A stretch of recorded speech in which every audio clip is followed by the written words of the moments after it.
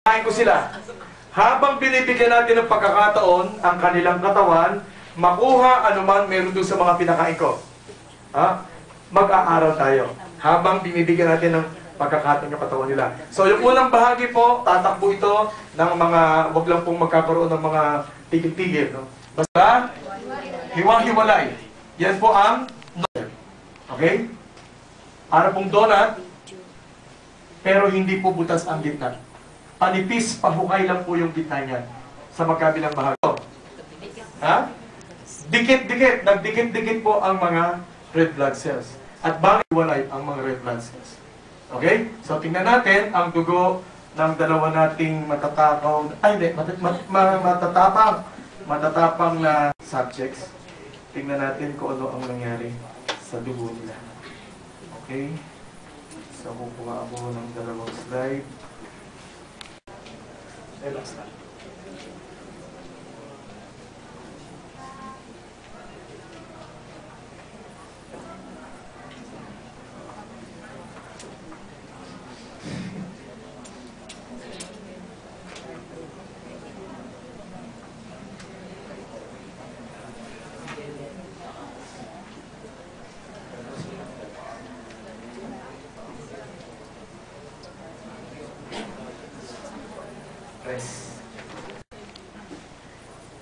Ladies first.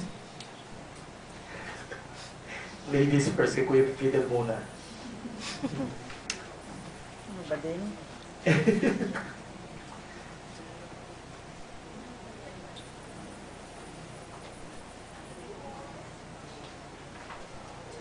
Nako! Kuya Fidel, meron ka na ba insurance? Yeah. May insurance ka?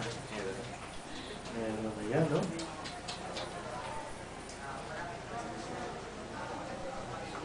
Nako!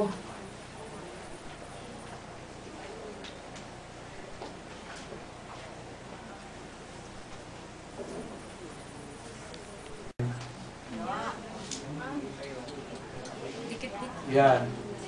Kita nyo, umaagos, lumalakad, pero dikit-dikit. Ito po mga white blood cells. Makita niyo po itong dalawang to.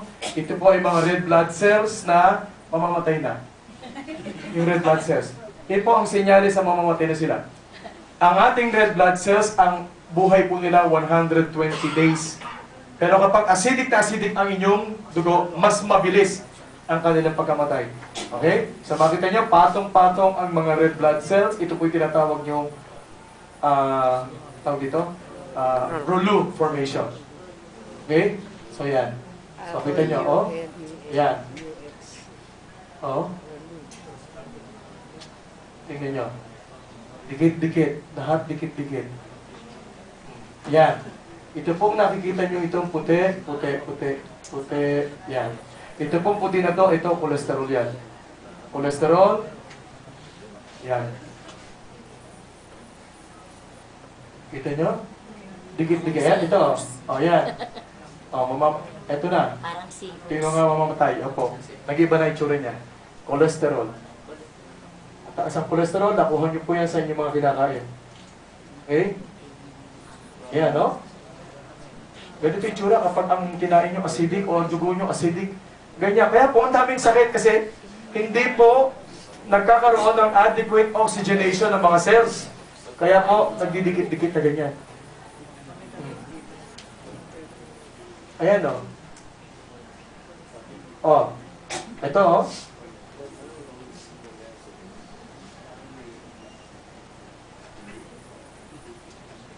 Ayan. Ang daming gano'n, no? Daming cholesterol. Cholesterol.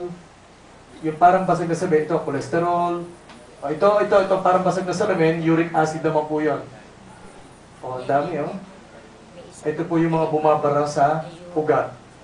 Pag bumara sa ugat ng puso, atake sa puso, patay. Nako. O, yan. Hindi kayo masyadong conscious sa inyong makinakain. O, yan, o, cholesterol. Ang dami yung cholesterol. Mataas ang cholesterol. Okay? Yan. O. Tandaan nyo, ang dugo ni Kuya Fidel. O, titingnan naman natin. Nararamdaman ko rin ako, katawan ko manhid na. Yun na nga, namanhid na. Manhid ka po. Hanggang minsan, tigilat na manhid. Okay? So, hindi maganda po ang itsura ng ganitong klaseng dugo. So, merong rulu. Hindi pa ho ako, o wala pa ho ako dito sa Sante International. Nakilala ko na po ang Sante Pure Barley. 2000, no, ako po nag-integrative medicine, 2005 hanggang 2006. Nakilala ko po ang Sante Pure Barley noong around 2009-2010. So, wala po ako dito. Nakilala ko na po ang Sante Pure Barley. At noong pinag-aaralan po namin lahat ng uri ng barley products, Yan po. nakita ko po sa lahat ng barley products, nasabi ko agad, the best ang Sante Pure Barley sa lahat. Bakit ko po nasabi? Tingnan niyo po itong isang uri ng barley product. Pag tinignan niyo ang ingredients, titingnan niyo lagi po yung ingredients. Nakalagay, organic green barley. Mukhang okay. Di po ba? Pero nakalagay, natural tropical fruit extracts. Mukhang okay. Pero may sumunod, nature identical flavor.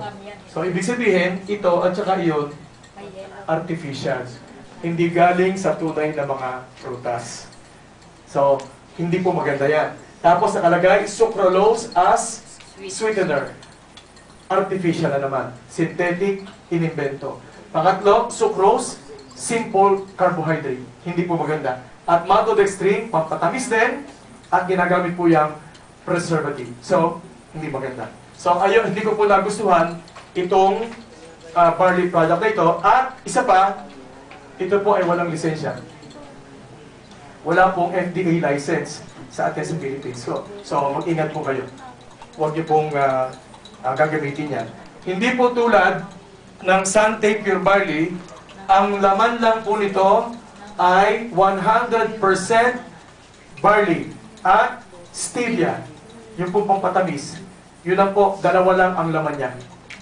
So, wala pong mga synthetic, wala pong artificial na ingredients. Kaya sabi ko, the best. At kapag inyong inihalo, makikita niyo po na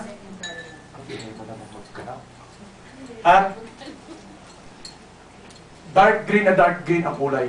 Hindi po tulad dito, kapag inihalo niyo sa tubig, kulay dilaw. Okay? Kulay dilaw. Sige po. So, inom na. Inumin niyo na po, Kuya Fidel. Ayan. Pagkainom, kiss. Parang po kinakasal, di ba? Gusto niyo naka-cross pa yung kamay.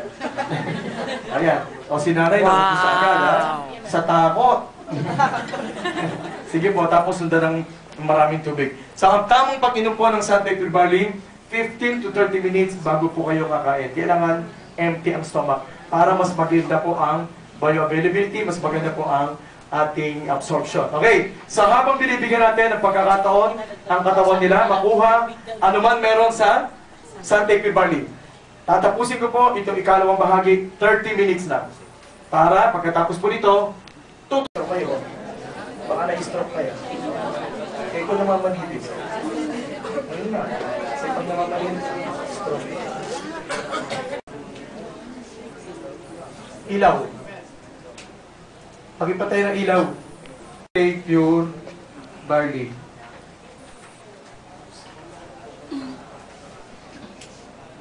Yeah. Wow. Kita mo? So, naghiwa-hiwalay na ang mga red blood cells niya. Parang hindi ka masaya. So, hiwa-hiwalay. Ito po yung normal na red blood cells niya. Diba? Kanina po, makita nyo, diba? Kabit-kabit, mahaba. Pero ngayon, naghiwa-hiwalay na po ang mga red blood cells niya. Okay? So, tingnan nyo. Hiwa-hiwalay, oh. Lahat hiwa-hiwalay. Ang ganda ng red blood cells. Masayang-masaya. Para po mga Pilipino.